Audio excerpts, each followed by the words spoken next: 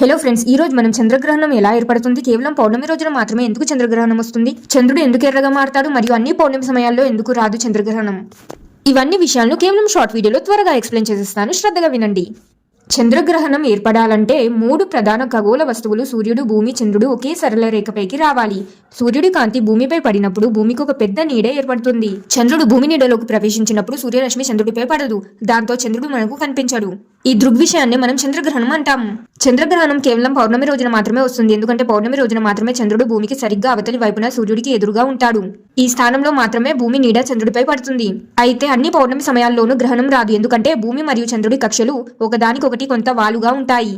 అందుకే చంద్రుడు కొన్ని పౌర్ణమి సమయాల్లో భూమి నీడకు పైన గాని లేదా కింద గాని ప్రయాణిస్తాడు. ఈ 3 విధంగా ఒకే సరళ రేఖలో ఉన్నప్పుడు మాత్రమే గ్రహణం సంభవిస్తుంది. అనగా ఏమిటంటే సూర్యుడు, భూమి, చంద్రుడు ఒకే సరళ రేఖలో వచ్చినప్పుడు, భూమి నీడలోకి చంద్రుడు వచ్చినప్పుడు మాత్రమే చంద్రగ్రహణం ఏర్పడుతుంది.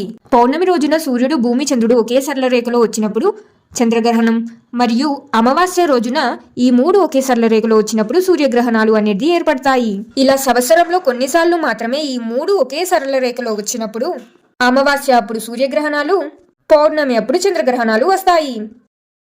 చివరిగా చంద్రగ్రహణం సమయంలో చంద్రుడు ఎర్రగా ఎందుకు మారతాడు అంటే మన సూర్యరశ్మిలో అనేక రంగులు ఉంటాయి. సూర్యకాంతి భూమి వాతావరణంలోకి ప్రవేశించినప్పుడు భూమి వాతావరణం నీలం రంగు కాంతిని ఎక్కువగా చెదరగొడుతుంది. అయితే ఎరుపు రంగు కాంతిని మాత్రం వాతావరణం గుండా పంపించేస్తుంది. ఈ ఎర్రటి కిరణాలే చంద్రుడిపై పడి అతడిని ఎర్రగా మెరిసేలా చేస్తాయి. అందుకే దీన్ని బ్లడ్ మూన్ అని కూడా అంటారు. చూశారు కదా ఫ్రెండ్స్, చంద్రగ్రహణం ఎలా ఏర్పడుతుంది అనే దానిపైన మీకు ఇప్పుడు ఒక స్పష్టమైన అవగాహన వచ్చిందని అనుకుంటున్నాను. మీరు ఇంకా క్లారిటీగా తెలుసుకోవాలి అనుకుంటే లాంగ్ వీడియో కూడా చేయడం జరిగింది. లింక్ ఇక్కడ కింద ఉంది, వెళ్ళి చూసేయండి. ఈ వీడియో నచ్చితే లైక్ చేయండి, మీ ఫ్యామిలీ అండ్ ఫ్రెండ్స్ తోటి కూడా షేర్ చేయండి. మీకు ఇంకా ఏమైనా ప్రశ్నలు ఉంటే కామెంట్స్లో తెలియజేయండి.